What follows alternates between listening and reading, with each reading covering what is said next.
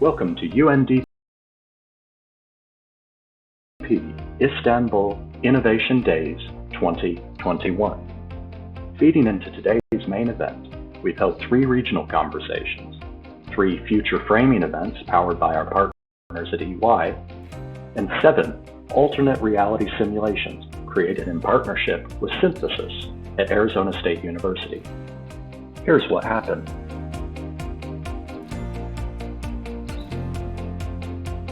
Regional conversations brought together high-level speakers from across government, business, and the development community to talk about development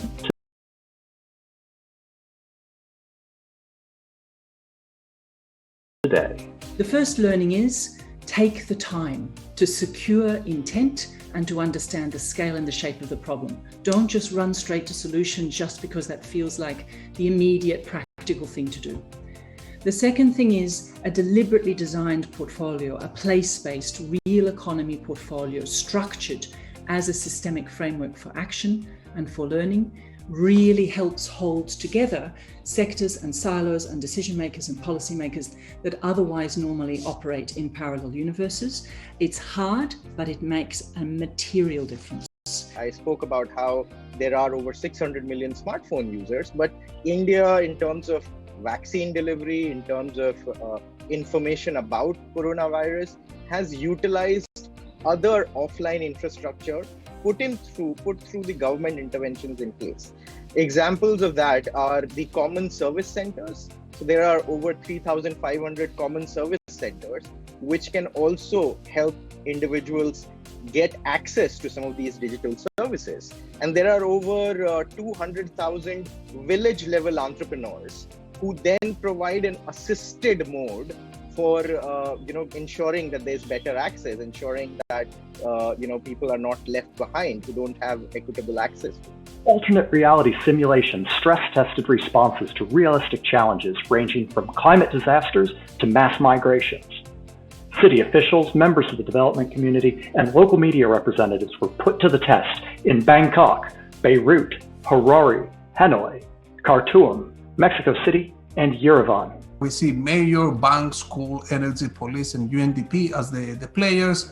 They distribute resources, they have the what-if cards, the chronic conditions, and all the challenges around the institutions. And you start the simulation that has a simple interface where there's a bulletin board that every institution can comment at every round. Future Forward sessions, hosted by our partners at EY, explored the future of knowledge, technology partnerships, and more. And it looked at this from the perspective of the next frontier, human development and the Anthropocene. We live in an age where transformation is truly an imperative for human well-being as much as planetary sustainability. We live in a moment in time where COVID-19 and the pandemic has also given us another reason to try and better understand how it is that humans are transforming this planet. The notion of the Anthropocene, where the human species is becoming the dominant player on the planet, and all the changes that it has brought with it. Through these sessions, we have questioned identity and its roots, identified vibrations in the present, and begun looking towards alternative futures. This year's exciting agenda will bring together for the first time Alicia Garza and Alice Sala, 2 women who stood up for us all. You'll hear the curious case of the city of Marica, which created its own currency. There's a space artist exploring questions of colonization through his work, the story of a blockchain chicken farm, and of a low-tech mobile app bringing farmers in Africa real high-impact solutions. You'll also be able to learn how science fiction is being used to explore new economic models. And you'll see firsthand how virtual reality is making it possible to explore multiple data layers in Guatemala City. It's all here at UNDP Istanbul Innovation Days. And now, so are you.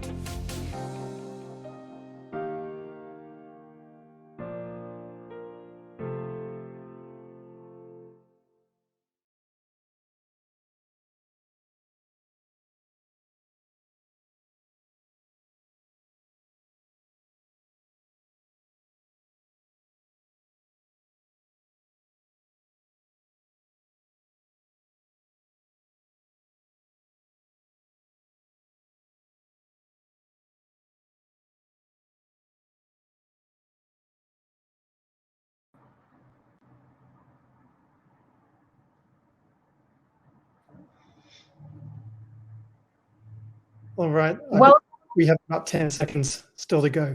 Okay, no, not yet.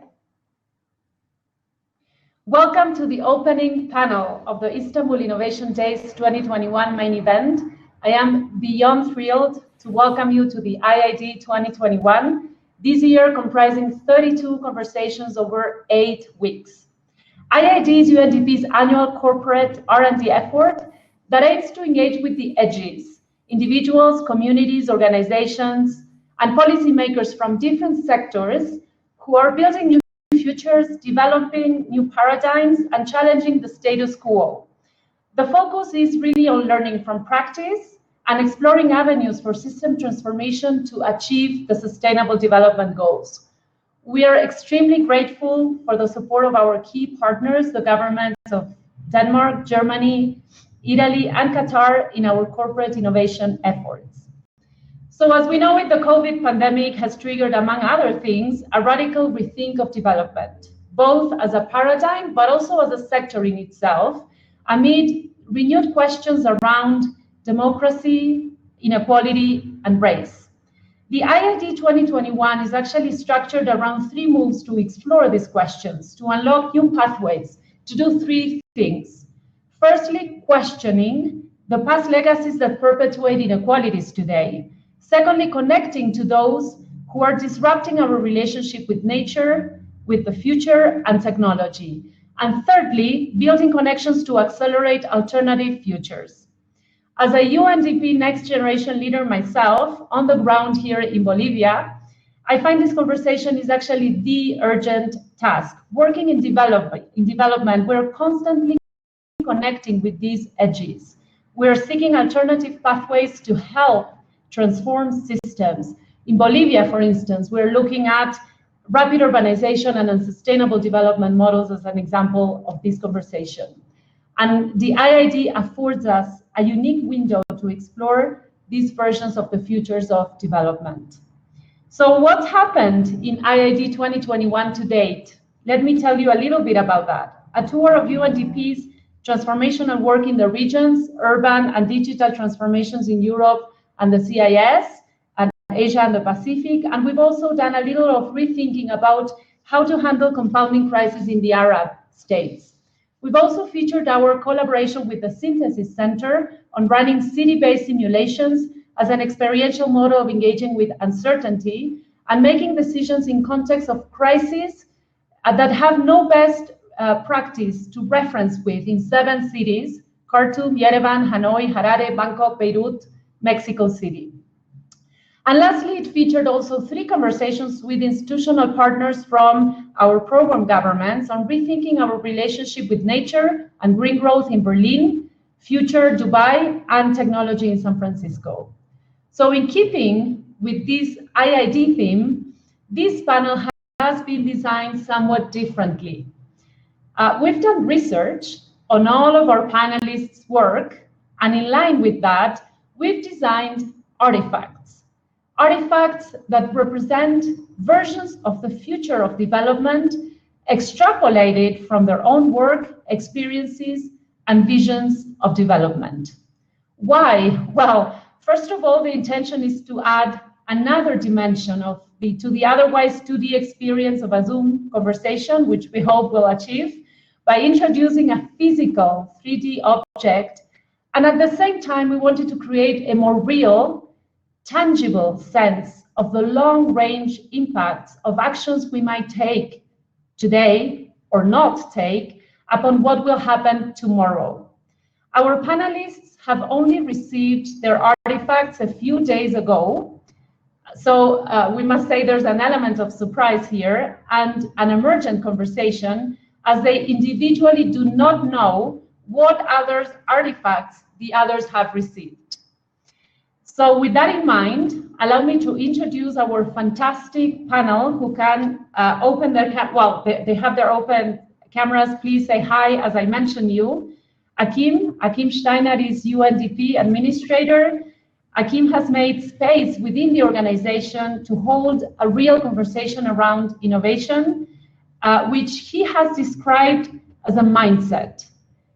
The way we look at things around us, learning to work with others, and to recognize where the innovation potential is. Welcome, Achim. It's a pleasure to have you. Marcela, welcome, Marcela. Marcela Sabino is the head of innovation at the Rio de Janeiro's Museum of Tomorrow. She's a foresight strategist, creative director, and innovation designer passionate about prototyping a more social and sustainable future. Welcome, Marcela. Thank you very much, Luciana. Nanjira Sambuli. Nanjira is with us. She's a Kenyan researcher, policy analyst, and strategy working at the intersection of quite fascinating things: gender impacts of ICT, governance, media, entrepreneurship, and culture. Nanjira, such a pleasure to have you.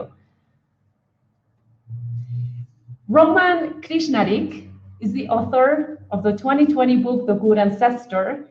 He is the founder of the Empathy Museum, and he's a public philosopher advocating for adopting far-sighted habits at all levels of society. Roman, such a pleasure again to have you. Hello to everybody. Sophie Howe is the world's first commissioner of future generations of Wales, the guardian of future generations, helping public bodies and those who make policy to think about the long-term impacts their decisions have. Fascinating. It's great to have you, Commissioner Howe. Renowned Dar, good afternoon. And finally, Faruk Kaymakci, our distinguished future steward, is the Deputy Minister of Foreign Affairs of the Government of Turkey, with an impressive career in foreign service and in regional organizations. Deputy Minister, such an honor to have you. Thank you for being with us. Hello, Luciana. Hello, people. Good afternoon from Ankara. Let me finally introduce Stuart Scandi, an experiential futurist, foresight practitioner, designer, artist, currently associate professor at the Carnegie Mellon School of Design. We actually collaborated with Stuart on the design of this panel, and he will be leading the conversation with this remarkable panel. Stuart, over to you. Thank you so much, Luciana, for that introduction, and thanks to our amazing panelists for a conversation. I just can't wait to dive in. Thanks also to our audience. We can't actually see you, but we believe you exist. We trust that you're there. We see there are hundreds of you and more filtering in. So let's get underway. Now, just to recap kind of the terms of this, because it is a little bit of an unusual event that the UNDP has enabled us to have here today for this opening session. We've had conversations with each of 5 of the panelists here, and then over the last weeks, as a futurist, I hopped in my time machine and visited a number of alternative futures, and then brought one thing back, a kind of document or embodiment of some kind of issue, a future of development that I heard in the conversations with our panelists, and those were sent physically to them, to their homes, and arrived just a few days ago. Nobody knows what anybody else's artifact is, but they will have an opportunity to introduce their thinking about the futures of development shortly. And the way that this conversation is going to work is in 3 parts or phases. So in the first one, I'll ask each of our panelists to introduce their artifact, to show it on screen if possible, and through the same mechanism to introduce themselves and their perspective on the futures of development that they would like to put forward for this opening conversation about development and its futures. Now, it falls to me also to kind of manage our time here a little bit. So for that opening phase, we have 3 to 4 minutes per person, time boxed. So I'll give people a 1-minute warning when we get to the 3-minute mark. And then we'll segue into a more free-flowing conversational mode for the second phase, where we can draw out some of the connections and some of the questions that are raised, the tensions, the resonances, and so forth. And then for a third and final phase of our conversation, we will be concluding with a brief 2-minute sort of summing up or peroration or plea or whatever it might be from each of our panelists. And then to echo something that Luciana said, we also have one person who did not receive an artifact, but who did receive a sneak preview of what they were all going to be. And that is our future steward, Deputy Foreign Minister for Turkey, Faruk Kaymakci. Thank you very much for joining us. And he will be helping us segue from one phase into the next by making some sort of overarching observations and connections. So as we segue into this first round, let me just say again, thank you very much to each of our participants. We'll do it in this order to begin with. Sophie, I'm Australian, we don't stand on ceremony, we're doing first names here. So Sophie, then Roman, Nanjira, Achim, Marcela, and finally Faruk to provide an overview. So let's begin hearing from Sophie. What future of development did you receive, and how would you like us to think about it? Well, I was very delighted to receive a really important letter addressed to me as a resident of Whitchurch in Cardiff from the Interspecies Roundtable. I'll just read a paragraph or two. Dear resident, we have exciting news. Data shows that the second generation of rewilding whales is nearing completion. Under the framework set by the Welsh Parliament of all beings, the health of our non-human kin is continuously monitored. Their preference influence the planning model directly via consent thresholds triggered by signals of species and ecosystem well-being. Every voice counts. Since weirs in the River Taff were dismantled at Rada, Llandaff and Blackweir, just moments from my home, salmon access to the spawning grounds has reached historic levels. The stress hormones measured in their nervous system, as well as those of other keystone species, including otter, kingfisher, Suin beaver and lynx, are the lowest on record. So what an exciting letter to receive, a letter which is addressed to me in 2057, which sets out this framework of the Welsh Parliament of all beings. And this describes action which is near to my home, but actually this is about all of our homes. And what I think is particularly interesting is how perhaps we've forgotten the uniqueness and the importance of the connection to our home, our nature and humans, and the connections between the two. And if we think about the connections between ecology and economy, a connection which often gets forgotten, it's why we find ourselves in a position where we are in both a climate and nature emergency. The fact that actually, even though we've been in this quest for insatiable growth, we cannot have that growth without protecting our planet. And if you go back to the Greek meaning of some of those words, so eco, both in economics and ecology, has its roots in the Greek word oikos, meaning home. Logos, from ecology, knowledge, so knowledge of the home. Nomos, as in economics or economy, management of the home. So we cannot manage our home, we cannot manage our economy without having that fundamental knowledge of our home. And like many homes and our planet overall, my home has been at risk over the last year, just before the pandemic and the crisis that we're in at the moment struck. These rivers that were referred to in this letter, just a few miles from my home, were the subject of horrendous flooding, where people lost their homes, lost their livelihoods, and so on. And that's the damage. And that's the damage that we have caused.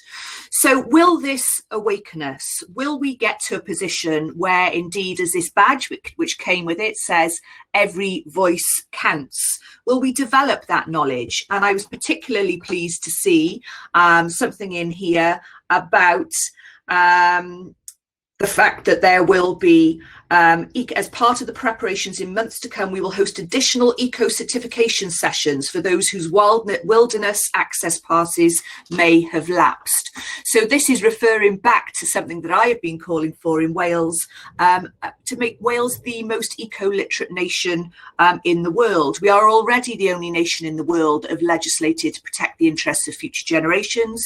We are one of few nations who this year, 16 and 17-year-olds, will be voting for our national parliament. And I hope that by 2057, we will see that we do indeed have this rewilding Wales and a Welsh parliament for all beings. Thank you, as we say in Wales, diolch yn fawr. Thank you so much, Sophie. Moving along to Roman. Thanks, Stuart. Well, I'm absolutely thrilled by the artifact I received. In fact, it was addressed to my daughter, who's 12 years old, and it's this beautiful gown. And I'm going to just pop it on for a moment so you can see. Hold on a second.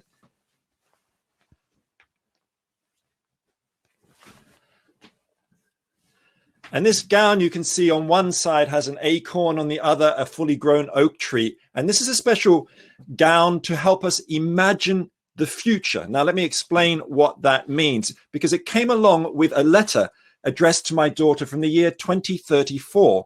And it was saying that she has been given this gown as a gift for taking part in something called the Oxfordshire Ancestors Assembly, which is a local government decision-making body which was set up, and local residents are invited along and they're given these gowns to wear. And when they're wearing these gowns, they're asked to imagine the city 50 years in the future and to make decisions for it. And as the letter points out, they did actually go through a process of having these citizens' assemblies of the future at regular points, and they came up with new plans for the city and the county for things like long-term investment in solar energy and special commissions on biotech and investment in new kinds of skills and education learning.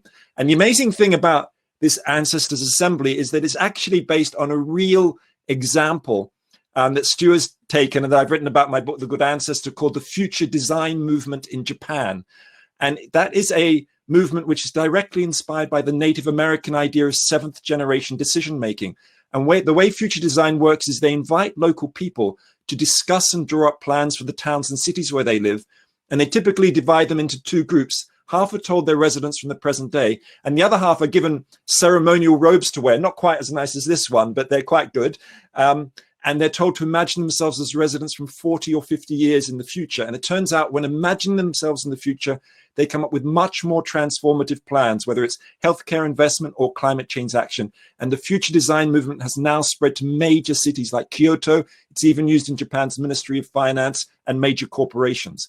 And what this all speaks to is the importance of expanding our time horizons, because I think one of the blind spots of modern development thinking is the failure to consider the problem of short-termism built into political decision-making structures and the need for more long-term thinking in political design. Because you can have all the SDGs in the world that you like, but if your national politicians particularly are caught in short-term cycles of elections and 24/7 media and so on, you're not going to really be able to make the grade and meet those targets. And it goes, I think, for budgeting cycles as well. You know, in UN agencies and other international agencies, you might be having budgets for projects going 3 or 5 years ahead. But actually, if you're going to be doing long-term climate resilience or you're going to be looking at long-term health education, you might need budget cycles going 10, 20, 30 years in the future. So future design is one of these methodologies that could be used, could be implemented to help at the local, national, intergovernmental level. And I think at the core of this really is a problem that we're facing today, which is that we've colonized the future. In wealthy countries especially, we treat the future like a distant colonial outpost where we can freely dump ecological degradation and technological risk as if there was nobody there. And the people who are really going to be hit by these long-term issues is particularly in the global south and marginalized communities in the global north too.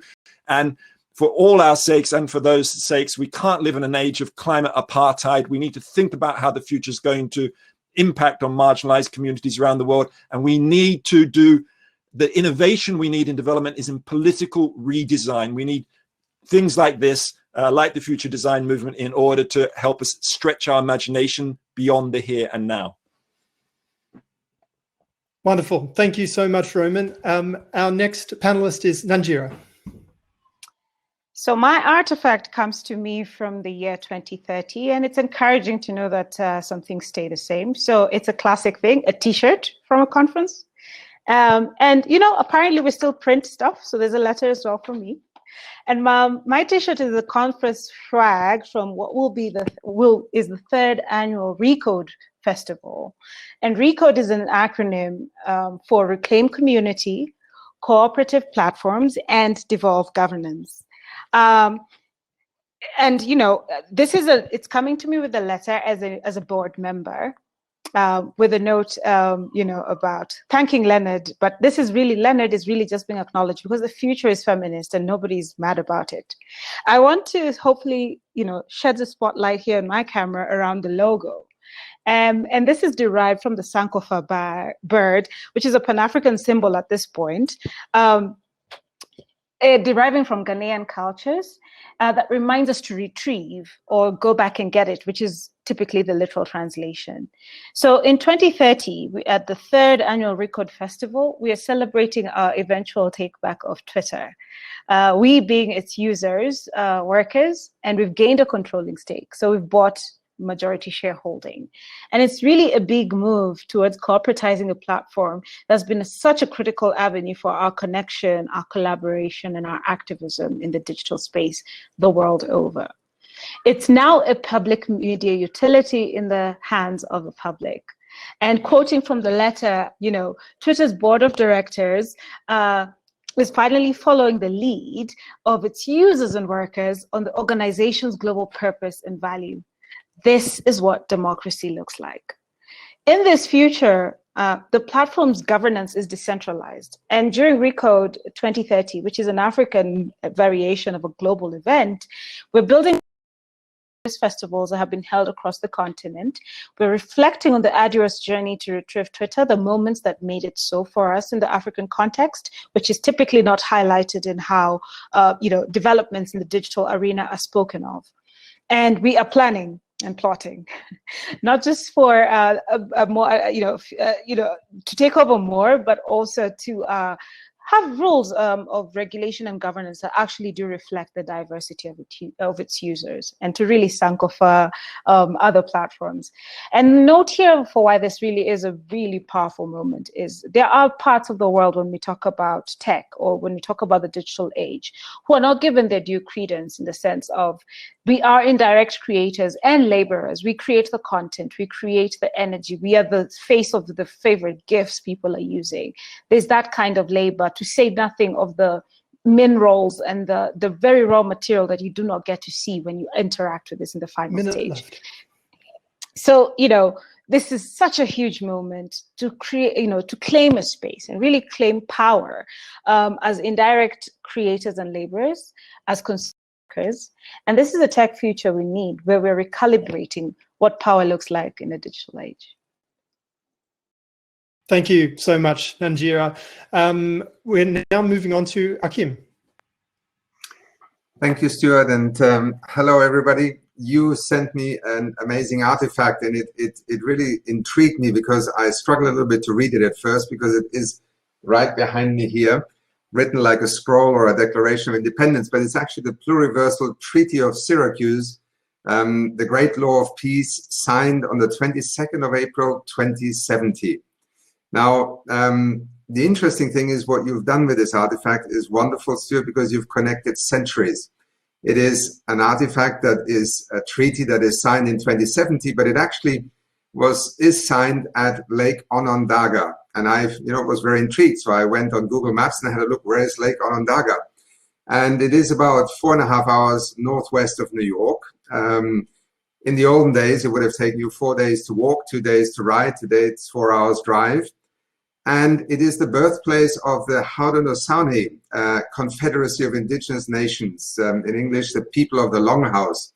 And very fascinating what you found there, Stuart, because I obviously did not know this. And Lake Onondaga is the birthplace of that confederacy that involved the Mohawk Nation, the Onondaga, the Oneida, the Cayuga and Seneca nations, who were actually culturally separated, at war with one another, and then found a way together through a peacemaker, formed a new system of governance, and founded it as a conscious league, as they called it, based on principles of mutual respect and communication. What you see behind me here is the opening invocation of the General Assembly of the United Peoples, the words spoken before all others. So here we are talking about the future of development, and I really appreciated this segue back into the past, because every one of us comes from somewhere. And I think often when we talk about the future of development, we think it's all about what lies ahead, and yet it has as much to do what lies behind us, who we are, where we come from,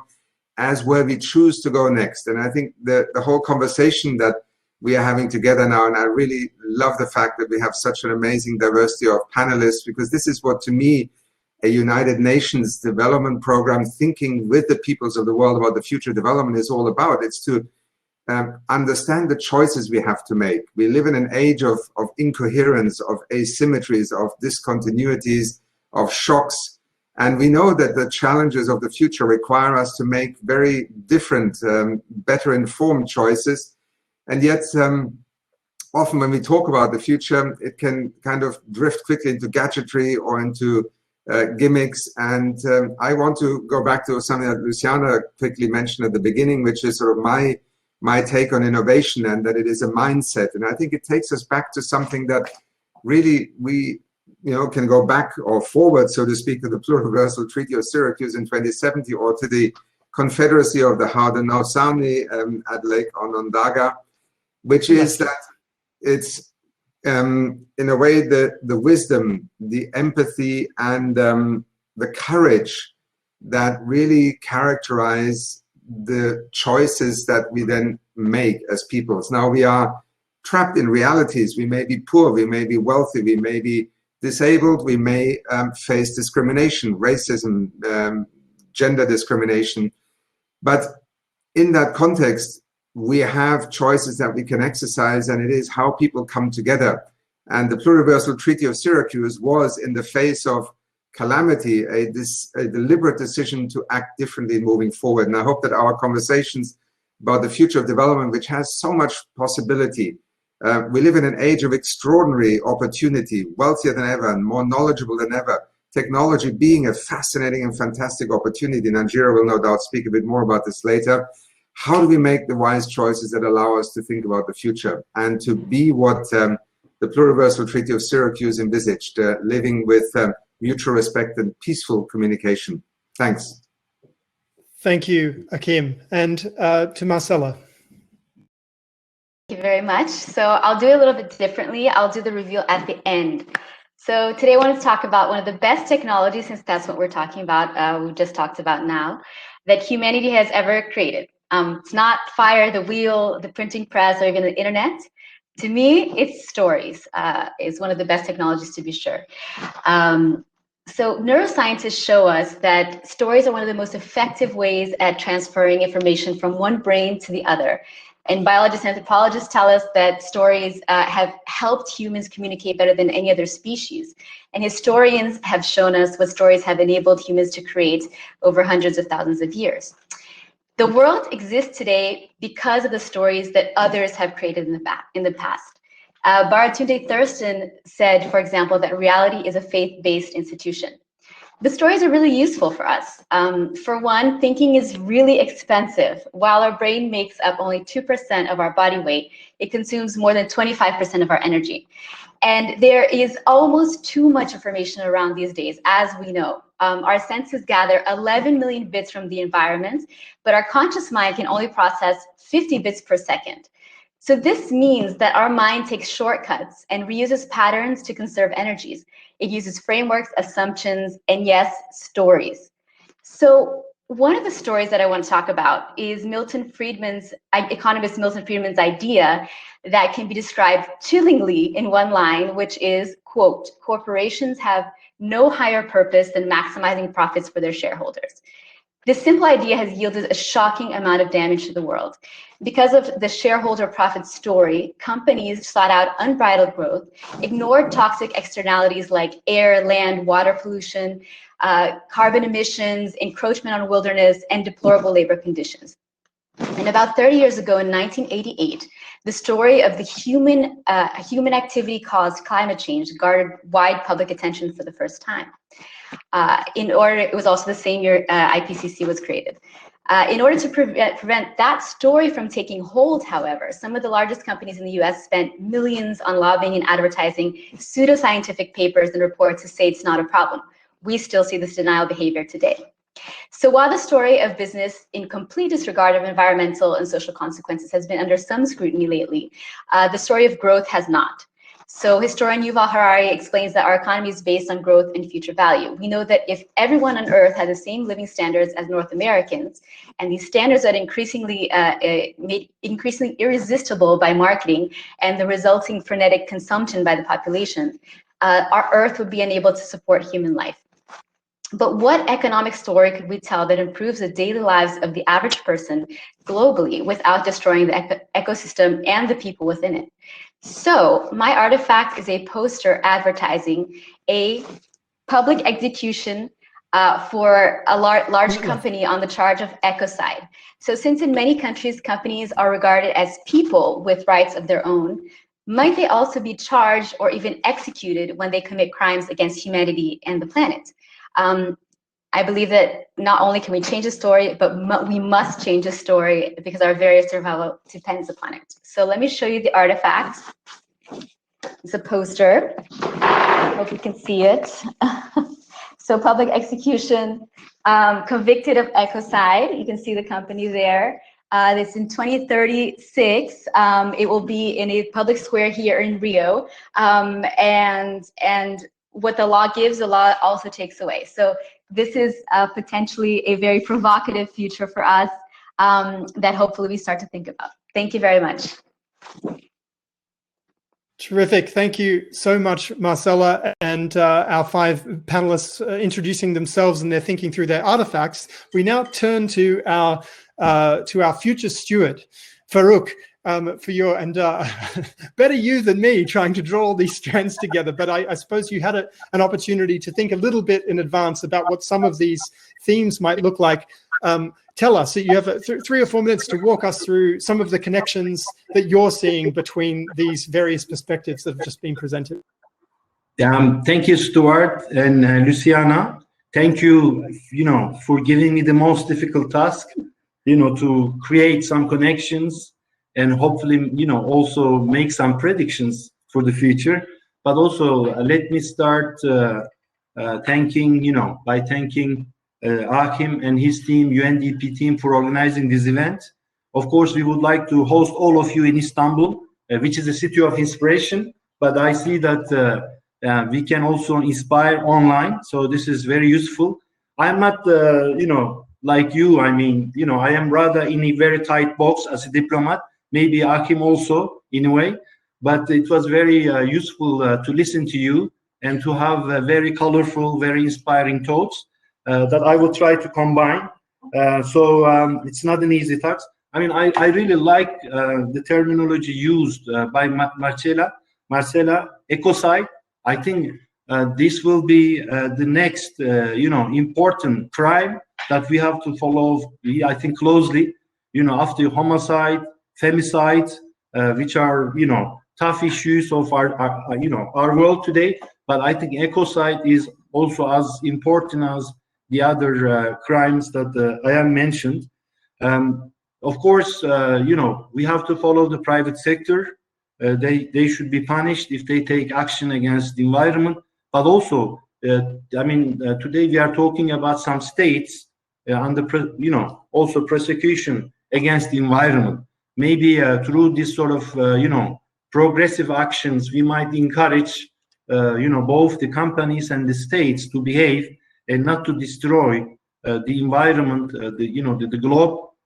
Maybe, yes, which is inherited from the past, but borrowed from the future, from our young generations. So I think this is an important thing.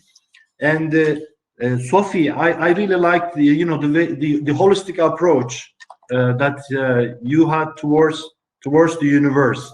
We are not living alone. There are species, creatures, and maybe they should even have a vote. In my view, I don't know. Can we imagine in the future a parliament where not only human beings but also animals and plants are represented? I don't know how we can do this. If they, are we going to use the same language? Human language. Maybe they have also their way of expression, and then maybe with this we might have maybe more harmonious world. And also ecology and economy, I think these are very important bases, but also we have this reality of non-human beings in the world. And of course, if we don't see them, if we don't want to accept them, maybe they are reminding themselves through different actions. Today, probably all the catastrophes. You mentioned one that also like pandemics. Maybe the creatures, the species are telling us that we are not going in the right direction. So COVID-19 is there to give us maybe a warning. And Roman, I like also your comprehensive approach, inclusion of future generations in decision making. I think this is very, very useful, and it has to happen somehow. But I don't know, maybe we will be very comfortable, on a day where we can have maybe parliaments or decision makers composed of, all groups of ages proportional to their numbers. I think such a parliament maybe would be wonderful, and especially the future generations, being able to decide about the future rather than we, the old people, and only the human beings deciding about the globe, about, plants, about insects, whatever, species. So I think this is something that we should think about it. And I don't know the ways, because there is a problem of communication. How are we going to communicate? To three elements: human beings, planet. I mean, the plants and animals. I think if we can develop a language, it will be very helpful, maybe, to create a better world. All right, thank you. Let me pause you there. Thank you so much, Faruk. And on an appropriate note to segue from as well, the problem of communication and how to bring these many diverse perspectives together. That is the problem and the opportunity before us here as we segue into the second phase of our panel conversation, which is really an opportunity for each of you to reflect on and share on and perhaps ask questions or offer thoughts in response to what you have heard. So rather than having a fixed sequence here, the floor is open for whomever would like to respond to something they've heard, perhaps a provocation that Faruk just shared with us, or something that you heard that particularly resonated with you from one of the other panelists. Just if you can let me know, and you can jump in. Who'd like to kick us off? Sophie, please. I'm happy to go.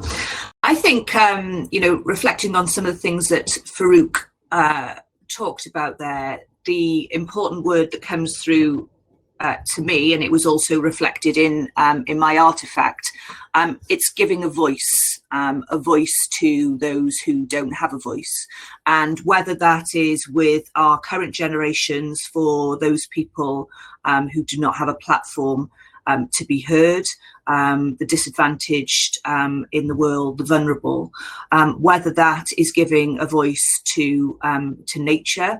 Obviously, that's quite challenging. And Faruk is absolutely right. How do we speak to nature? But I think actually in the letter that I had, do we need to speak to nature, or do we need science to understand the conditions that nature needs to thrive?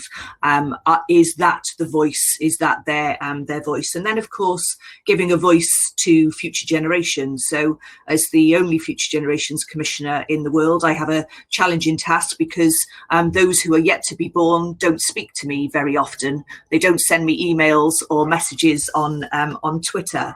But that doesn't negate the fact that there are very many things that we know we need to act on, and that if future generations did have a voice, they would be telling us to act on the climate emergency. They would be telling us to act on the nature emergency. They would be telling us that our economic system is broken.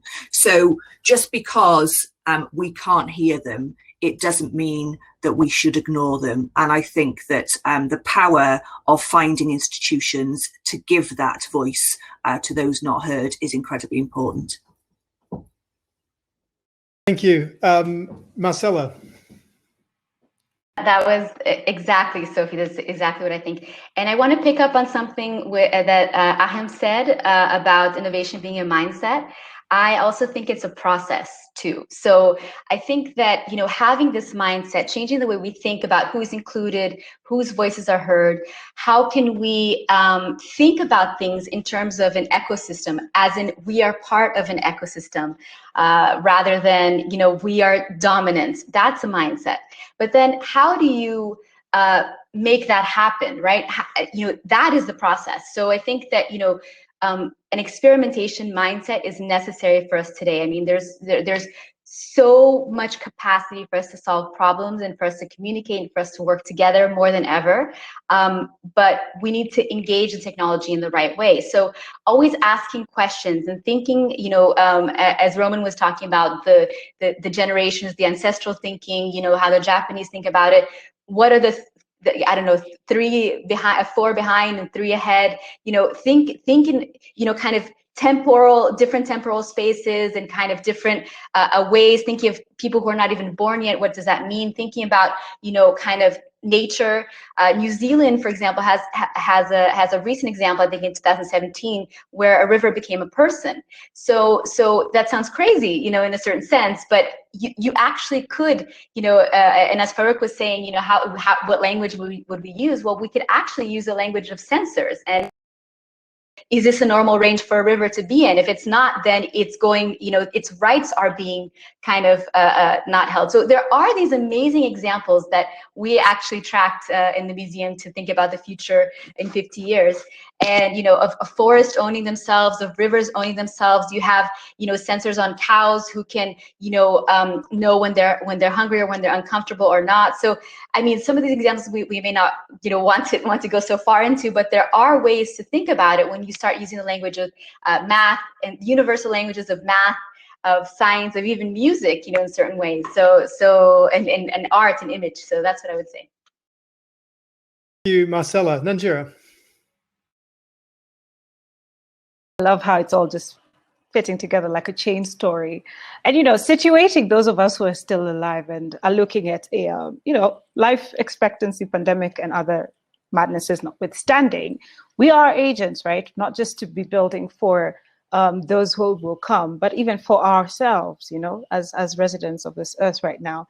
And I really resonate with what Roman was talking about, expanding our time horizon, because within that is the question of how do we then situate innovation as a mindset and as a process, and rehabilitating the right to think, as Achim Steiner, a Cameroonian scholar, has said.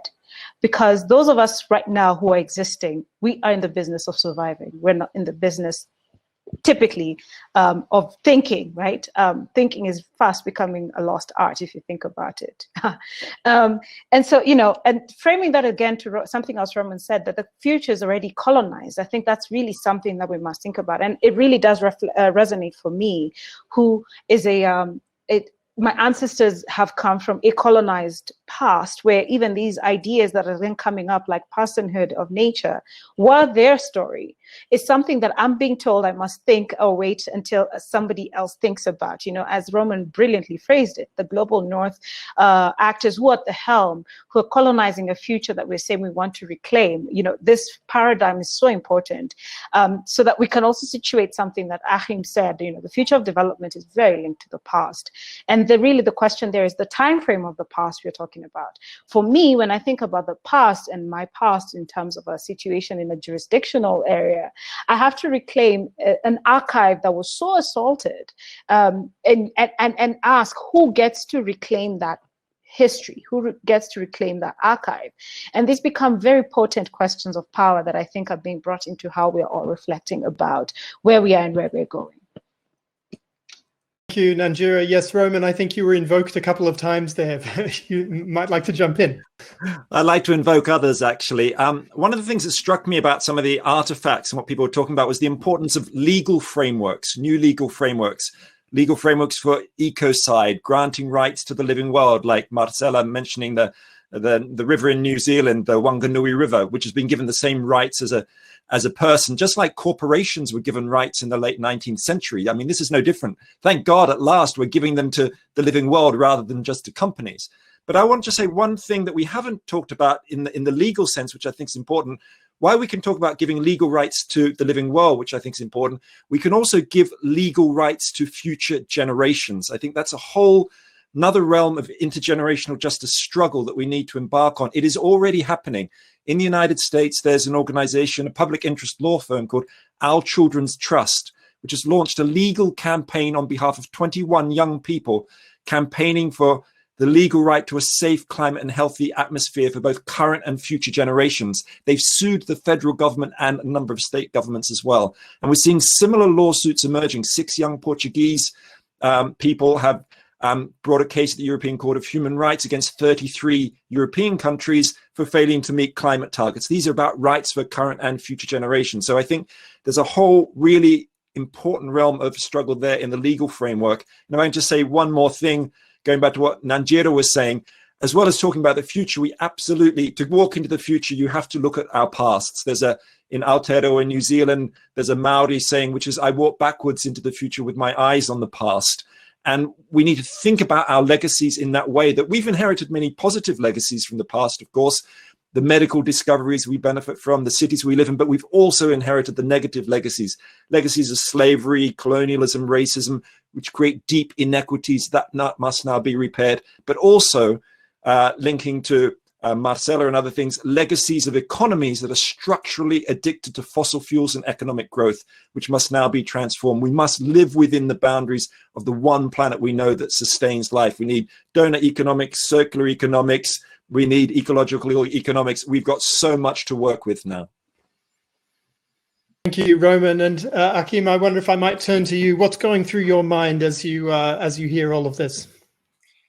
That's why I'm often accused of optimism, but just listening to this conversation, I was just thinking, what an extraordinary time we live in. And we're probably on at least 3, if not 4 continents, talking to each other instantaneously and to a global audience. And we are thinking about what it is that we can do about what happens next on this planet. And I want to come back to it because this discussion has been one that I've often, having a background also in having worked in environmental organizations, what is the equivalence between people and other living beings on the planet? And I think to me, this notion of equivalence is still one that I sometimes struggle with, because I think I cannot equate a human life to the life of, a little earthworm necessarily. Now, to some, that is a wrong decision. But I also think that what I want to bring it back to is essentially this notion that we live in an age that, I very much like this notion of the Anthropocene. We are a dominant species as human beings. With that comes, one, the consequences of our impact on all other living beings on the planet as a whole, but also the responsibility to act wisely. And I want to go back to, the wonderful Pluriversal Treaty of Syracuse at Lake Onondaga, because it is, I think, in the principles that we define, and Roman, you were just alluding to it, Nanjira and others as well. And in that treaty, there is a phrase that essentially our responsibility is to see that the cycles of life continue. And I think we live in an age where we are a dominant species on the planet, and we also have the opportunity to exercise choice. Marcela spoke about our brain, however limited our abilities to use all the information. We do take shortcuts, we can take decisions, informed decisions, we can exercise responsibility. So to Sophie's role, or whether it is future generations, I think we have a responsibility, and the rule of law, treaties and laws and the rules by which we live with one another and with the world around us, the way we codify them is actually an expression of choice and responsibility. And I would still say that it is essentially in the generation of now, because you don't get emails and messages from future generations, plants don't talk to you. We have to exercise responsible choices, and I think this principle of seeing that cycles of life continue is perhaps a good one, because at the end of the day, there are going to be dilemmas. I mean, is a virus something that we should protect? I mean, it's also something that is alive. There are many choices here and dilemmas also that I think are part of being a human being, that you have to make choices, informed, responsible, wise choices. But the world is not without dilemmas, and it is not without sometimes this notion of trade-offs. Now, I'm a great opponent of using the notion of trade-offs in development decision-making, because it betrays a naivety about power relations. So trade-offs usually end up being something that is good for some, often at the expense of many. And so these are some of the things that I think we need to weave into the development decision-making discourse, because at the end of the day, development is a way of making choices about the future. And it is the current generation, it is we as human beings who have the distinct privilege and responsibility to being able to exercise those choices. And the knowledge that we have nowadays available to us should make us, in fact, ever wiser people in making choices, because we understand how life in our community on this planet actually works. And that's why I think it's a fascinating age to live in right now. Sorry, Stuart.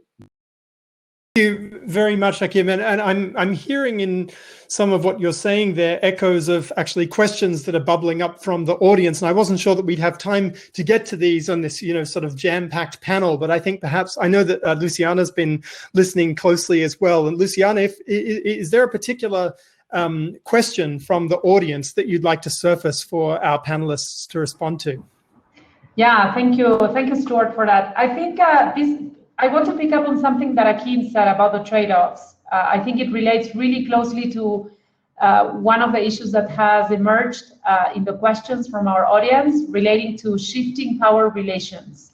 And I think this really speaks really well to the future sort of looking conversation, and how do we deal with this past that Roman was making reference to. I mean, there are good things in the way we carry that past legacy into the future, as well as negative things. So I think one of the main issues is really how do we deal with the shifting power structures that allow to, for instance, grant these rights for future generations. I mean, this is something that's been really discussed by you, but perhaps if we could address the issue of power dynamics, I think it would be great.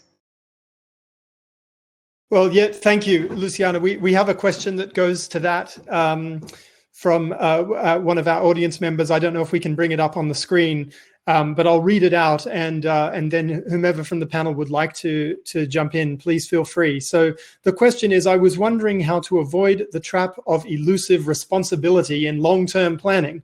What I mean is that when we plan long-term, it becomes less accountable and tied to present-day decision makers. So would any of the panel like to respond to that?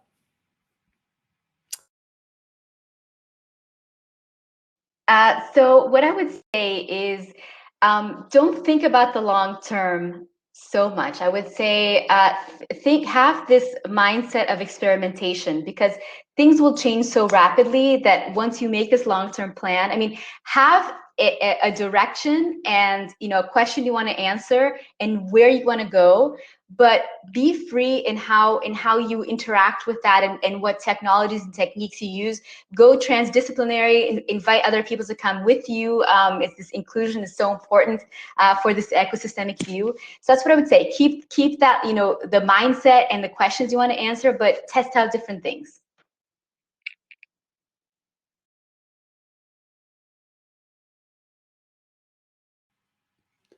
Oh, excuse me. Thank you, Marcela. I saw Sophie's hand pop up, and then Nanjira's, and then I think something from Faruk. I think that the artifacts quite nicely explain a roadmap to answer this question. So, how do we get to that long term? Well, first off, you have to imagine. This is, I suppose, what Roman's artifact was talking about. Imagine a future, and imagine that collectively, and imagine it holistically. And I suppose that's what my artifact was speaking to, the connections between things. So engage unusual suspects, have debate and discussion around where the interconnections are, and collectively imagine a future and set a range of long-term goals. Because I think, often we think about futures and long-term planning as forecasting and future scenarios, when actually we don't often have a vision that we're working towards. So I think backcasting is almost as important. The second point then, which speaks to Nanjira's point, build a movement, communicate, use the platforms to communicate, to build that movement around the holistic vision that is being created. And then to Marcela's enforcement and accountability towards those who are acting out of line with that set of long-term goals or visions that has been set, and independent institutions and legal processes to hold those to account. And if you deploy those four approaches, I would say you get to Achim's artifact, which was about peace, which the definition of of peace is freedom from disturbance and tranquility. And I think that that's ultimately got to be the aim. And I'd suggest that deploying those tactics might best get us there in the long term. Quickly jumping in right in there, that question around accountability, seemingly looking like it's being made a mirage, is an important one that we must sit with. Because if we actually do reflect on those who plan for the future we're living in, the accountability element has remained elusive. We look at the Sustainable Development Goals that we can sing about and hearken to, but the enforcement and accountability mechanisms still remain quite elusive. So there is an element, there's the truth to that statement that we must sit with as we say, what then that means for us who are here today, and where do we fit within these rosy futures? But what about our present? What about the fact that maybe then we're being asked to mourn the fact that we are not the generation that gets to have these nice things, if I may put it in that simple way. There is that truth that we must sit with, because it does become this can that is being kicked down the road. But what happens to those of us who are here today, and to my statements, earlier about that being important to think about, those of us, and I think about it specifically, I mean, coming from a sort of like post-colonial, still colonial, if depending on how you look about it, reality. And I can't just keep giving good vibes and kumbaya elements to this accountability that never comes. I do want to hold space for those who are asking about what about us? We were that generation and here we are. And that's a majority, for example, of Africa's youth. What does that mean? And it's really, really important to sit with that. So I really do want to appreciate that question being asked and encourage us all to think about it. Thank you, Nanjira. And now we turn back to our future steward, Faruk, please. Steward, after listening all these, I have a few questions. Actually, two questions maybe for Achim. One is, your assembly of, United Peoples. So we have indigenous people there, and maybe religions, beliefs there. How do you see, the future of indigenous people? Do you think that they will survive as individuals, after centuries? This is one question. And also religions. How do you think they will evolve? Will there be more religions? There will be one single religion for everyone? Or, how do you see? Plus, I don't know the future for the UNDP. Do you think after all these, conflicting ideas, information technology, digitalism, and let's say greener world, do you think that UNDP still will have some relevance, or it will be even maybe the world governor? Maybe we will have a different, larger picture. So these are two questions, and one question to Nanjira.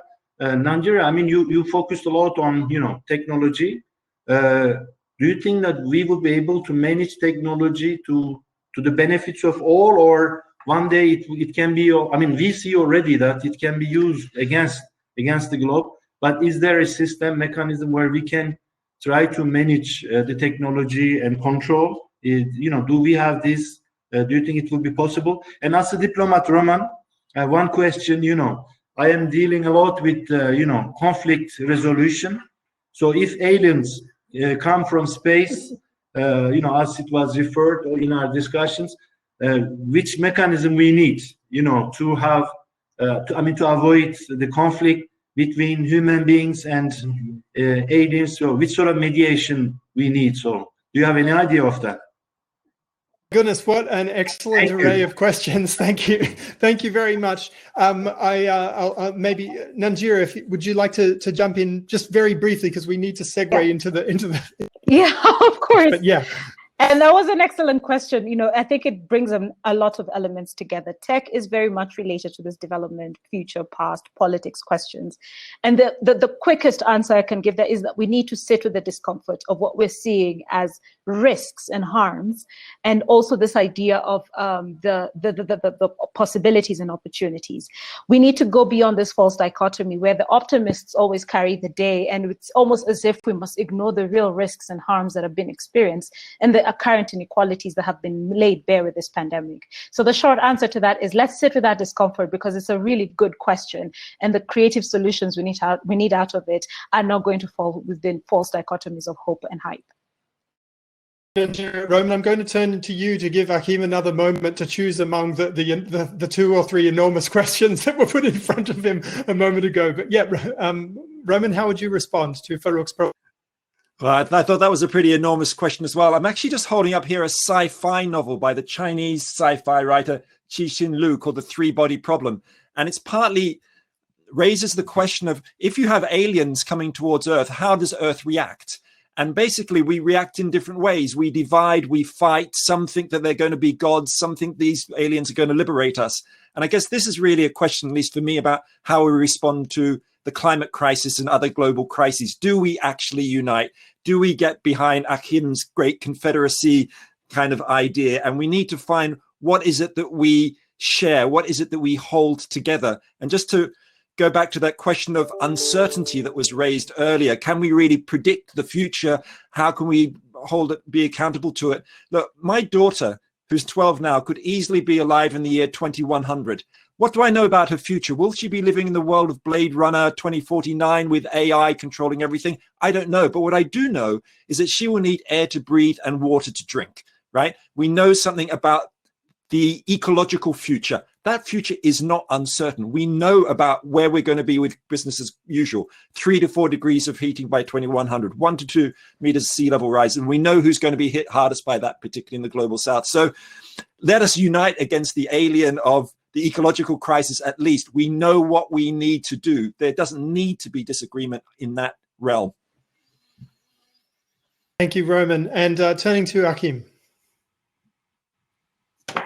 Fantastic conversation, Faruk. Thank you. I certainly don't have answers, but I have glimpses perhaps of what would likely emerge. And I just want to connect it to this long-range accountability discussion we just had before. I think one of the things is the further into the future we think, the less any individual is actually in control of what happens next. So I think this is one of the dilemmas we have to deal with, accountability, because I can plan for something I might do in the next hour, but what do I know what will change the world? I mean, COVID-19, I had plans for 2020 completely taken out of my hands. So we have to figure out a way in which we can connect individual accountability commitments to a period of time in which so many other factors also play a role. And to Nanjira's point, I often understand the criticism. This links a bit to Faruk's point also about the UN, the United Nations, or UNDP. Something like the 2030 Agenda, the Sustainable Development Goals. To some, it's a collection of indicators, targets, bureaucrats having planned the world into the next, let's say, 10 remaining years to the year 2030. I often go back to something that is, I think, much more profound and has to do with why, the idea of a United Nations as a platform on which we come together actually still exists after 75 years, and that is, the SDGs were in many ways, as Ban Ki-moon called it at the time, a declaration of interdependence.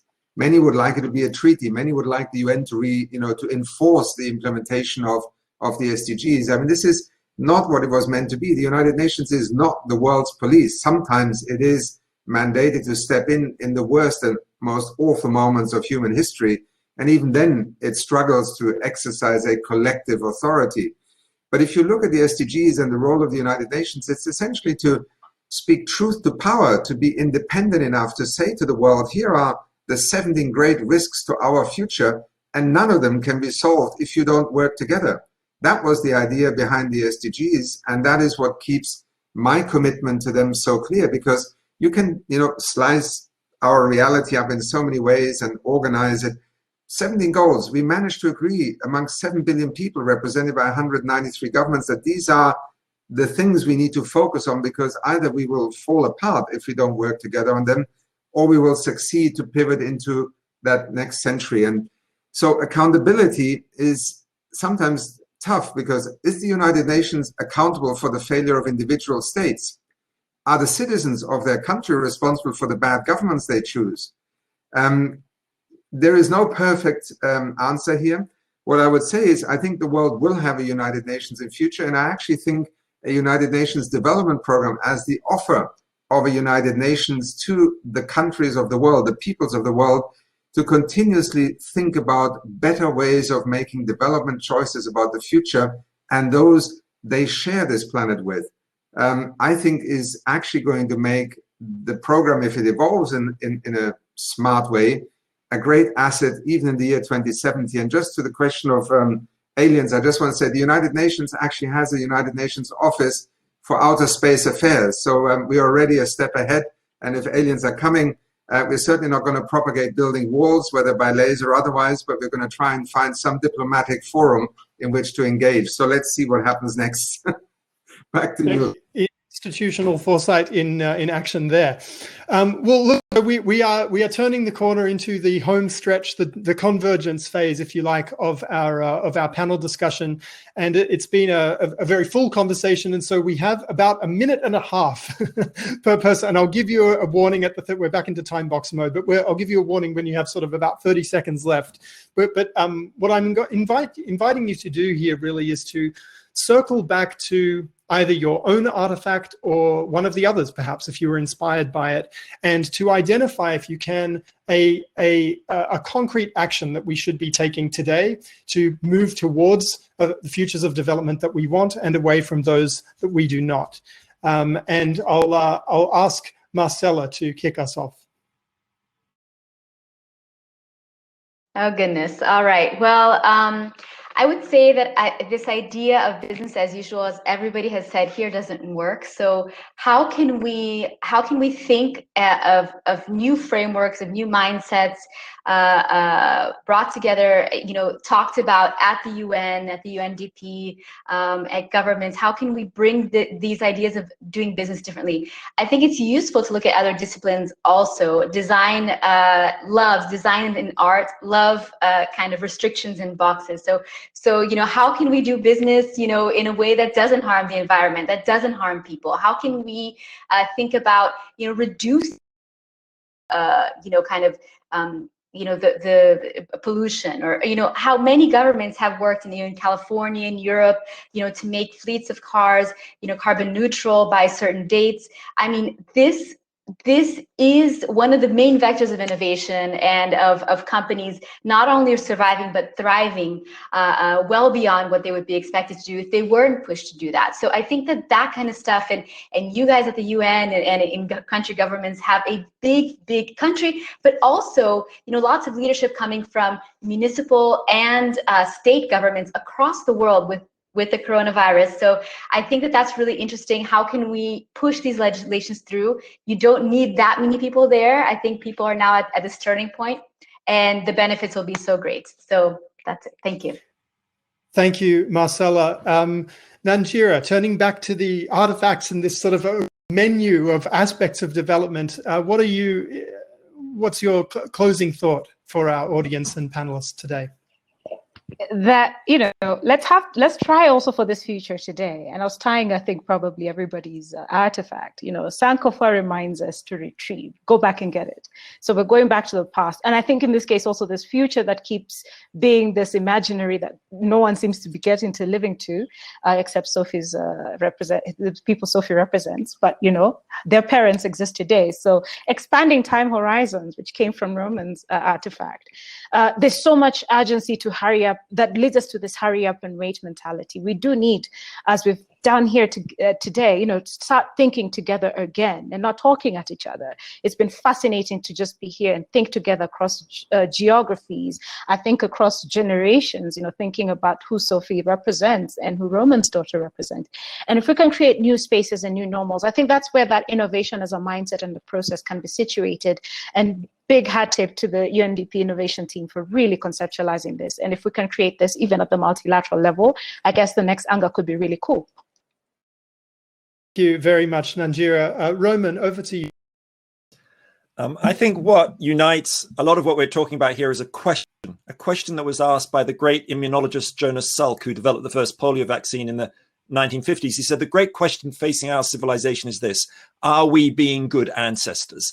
In other words, how are we going to be remembered by the generations to come? And we've got lots of fantastic ideas here. And let's remember, if we're thinking about that question, that since the Brundtland Commission in 1987, there have been over 200 UN documents which have talked about the importance of the welfare of future generations. We need to think about how we're going to put that into practice. We've got ideas here, the future design movement in Japan, represented by this gown. We've got what Sophie represents, a future generations commissioner. We've got these legal possibilities. A lot of those I think will work really well at the national level.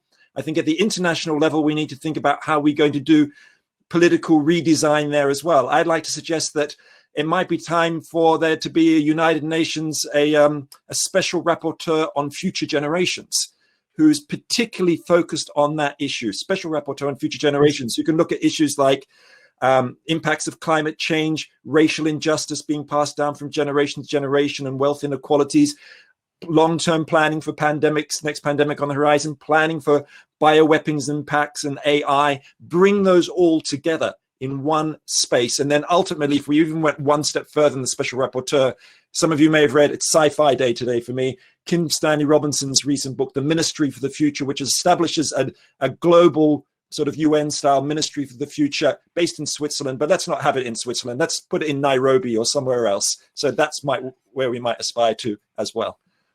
Wonderful. Thank you, Roman. Our future steward, Faruk, any parting thought? Say two things, time and decision. So we decide today thinking that we will not bear the consequences of our decisions tomorrow. So how to avoid this? My thinking is that we should, involve the youth. So the older you get, your voting, your deciding right should go down. The younger you are, I think you will get. You should have more votes. I think this can create, some sort of balance between time and decision. So this is my hope. So I'm getting proposals from the Turkish youth, at least, that we should create such a mechanism. But the key is, I think, inclusivity. So we have to include all parties. I think a democratic decision and inclusive decision is the key, I think, to the future generations. Thank you very much. Thank you, Faruk. Sophie. I think that we've got a significant opportunity now when responding to a crisis is at the forefront of the minds of every government across the world, and highlighting the fact that how well prepared are we, and what is the next crisis that we need to respond to. And of course, the next crisis are the climate and nature emergencies. And I think that there's a simple test, really. Well, first of all, we need to have a set of long-term goals, and then apply this simple test to all of our decisions. Is that decision meeting today's needs without compromising the ability of future generations to meet their own needs? The second part then is just recognising the connections. Human health is dependent on planetary health. We're not going to have prosperity if half and more of the world's population are left behind. There are no jobs on a dead planet, so we need to make those connections. The fundamental connection that we need to make is the connections to the decisions we take today having a fundamental impact, as Roman talks in his book. 50,000 years to come, 6.7 trillion people to come, and we need to take those decisions in a way which is based on the premise of acting today for a better tomorrow. Thank you very much, Sophie. And then turning finally to Achim. Thank you, Stuart. In 90 seconds, let me just use a few headline terms that I think for me define the focus of where we need to evolve our thinking, our institutional fabric that allows us to act together, and the way we think about the future. One is, I think, complexity. We live in an age where clearly things are getting so much more complicated. When you share a planet with 8 billion people, it just is a very different set of choices and decisions and impacts than when we were 1 billion people, and that's only 200-300 years ago. I think complexity, however, sometimes is used to disenfranchise people, and I think this is something we have to be extremely cautious about. Complexity is not about making people think it's all too complicated, I have no role to play. Let's get back to fundamental principles, because that's what drives us, that's what connects us in society. And even something like the Declaration of Human Rights, is an interesting document because it is invoked mostly in terms of failure every day across the planet. And rarely do we actually study the Declaration of Human Rights in terms of what it says about us and who we would like to be. I think we need to rediscover a little bit why the United Nations is a forum through which the world gives expression to what we aspire to be, and not judge the platform on which we project that as the reason for failure and the accountability. That lies within all of us in our communities, societies. So in driving the agenda forward, what matters? Diversity. We have to respect that in having a planetary reality doesn't mean that we all experience that reality in the same way. So diversity, how do we live in the 21st century where essentially 5 companies, rule the communication platforms we have, and we create space for diversity to, including in values, which is the daily experience in the United Nations chambers. It's not necessarily disagreement of fundamental principles, it's how these are interpreted and codified. And so we have to learn to live with diversity in a much more smart and respectful way. And finally, the 2, I think, design variables for development that will be center stage are going to be inequality and sustainability. I think we all know it, we're all struggling with it, and we need to simply embrace them, because with that, we can tackle complexity. Complexity follows when you have a compass, when you have a direction in which you are all agreed you want to go, then you can deal with complexity. That's when the engineers, the bureaucrats, the specialists are put to work. And we lack a common compass at the moment. And that's why I believe this idea of a United Nations is precisely because nations are not united that we need it. And it will continue to be a schizophrenic experience, but precious to protect. Thank you. Thank you very much, Achim Steiner, Faruk Kaymakci, Sophie Howe, Roman Krznaric, Nanjira Sambuli, Marcela Sabino. Luciana, I'll hand back to you in just a moment, but I want to say we've covered a tremendous amount of ground in a very short period of time. Our relationships to other species, to future generations, to the technology platforms and the relationships to each other that those afford, to indigenous traditions, this planet, corporate entities. It's all in the mix in this conversation about the futures of development that we want to catalyze and embrace.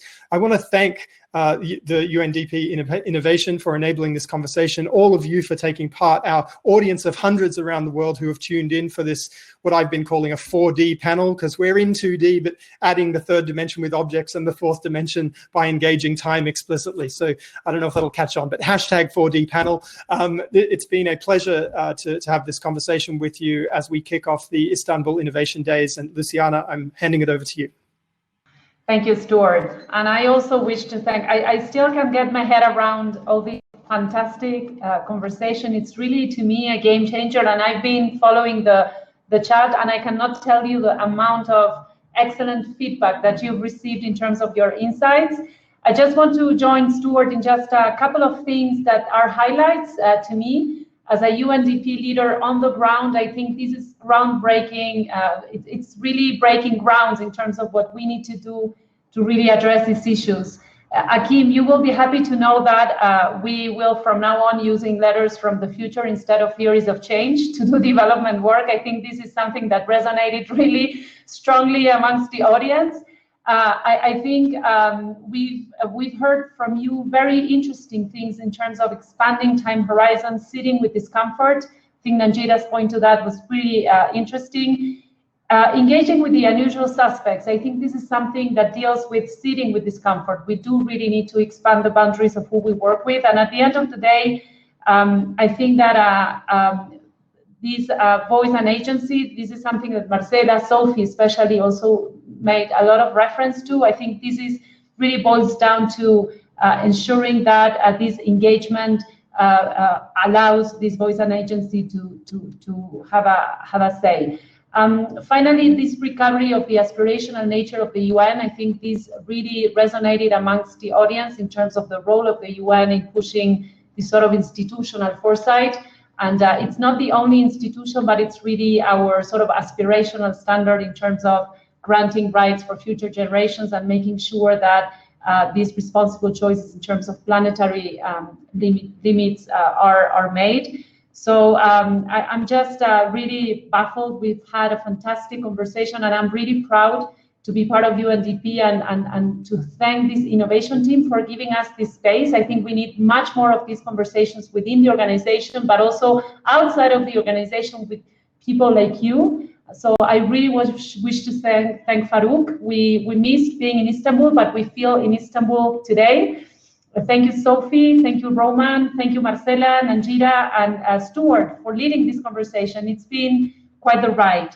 So let me tell you a little bit about what's next, because that's my role today. I'm your hostess with Stuart, but there's so much more coming in the IID 2021. As you know, tomorrow we are kicking off a set of 13 conversations, our annual encounter with the edges of development, as we framed it at the beginning of this conversation. And we will be exploring how to accelerate progress on alternative trajectories. I think you as a group today has really put sort of set the stage for us to have these discussions on these alternative trajectories of development by sectors, and also really, landing on the countries we work with. And I would like to mention, just to give you a flavor of the type of encounters that you will have in IID 2021, the people you will likely meet, or you will be meeting in these conversations. We will be having the Sierra Leone mayor, who against all odds won elections by promising to increase property taxes. We will also have the founder of the first Kenya-owned business in China, aptly called Reimagining Development. We will also have a designer who hacked bacteria that can produce chemical-free pigments. We will have an artist, actually the first artist, who put a work of art in space, and he's created a dedicated interactive experience for us. Don't miss that one. We will also be featuring the researcher who is experimenting entirely new models to govern data and rebalance power in India. Very, very powerful example and connecting to the conversation we had today. We will also have one of the masterminds between Kenya's community currency that makes donors' money go further once projects end. This is a very interesting one. We will have a pair of designers who are taking 3D view into landscape and infrastructure layers of Guatemala City, who will allow us to rethink how to handle waste and production of renewable energy in Guatemala. We will also have a group of people redesigning economic paradigms who are drawing inspiration from science fiction. I think this will be a good one. So what's next? Before diving into the sessions of tomorrow, right now, we will have a short break. Please don't go anywhere. This is in your schedule. You can go into the next session, and we are truly privileged to have Black Lives Matter co-founder Alicia Garza and Sudanese social activist Ala Salah. They will be joining us for a conversation on shifting power dynamics. This is a very nice way to tie into our conversation today, and how change really happens. We are really delighted to have you, Alicia and Ala. So please tune in. This session is set for 10:30 New York time and 3:30 p.m. CET time. So please do not go anywhere, because up until that conversation starts, we will have a mingle. So basically the mingle is, we will have a speed networking feature where you will be randomly connected with fellow attendees for a 3-minute video conversation. So this is a very good way to meet and mingle with people connecting in IID 2021. And this is what the innovation teams in UNDP has called engineered serendipity. So I hope you do enjoy this mingle time and connect with colleagues and friends and fellows from all over the world. So you just need to follow the button in the chat or hit the mingle button in the menu, which you probably have near you. So with this, we will be closing this session. I really wish to thank again Achim, Faruk, Sophie, Roman, Marcela, Nanjira, and our host, Stuart, for a fantastic conversation. I think you've set the bar really high for what's next. And I do want to appreciate Achim's leadership in making the space for us to discuss innovation and to discuss the future of development. Thank you so much, and have a great day.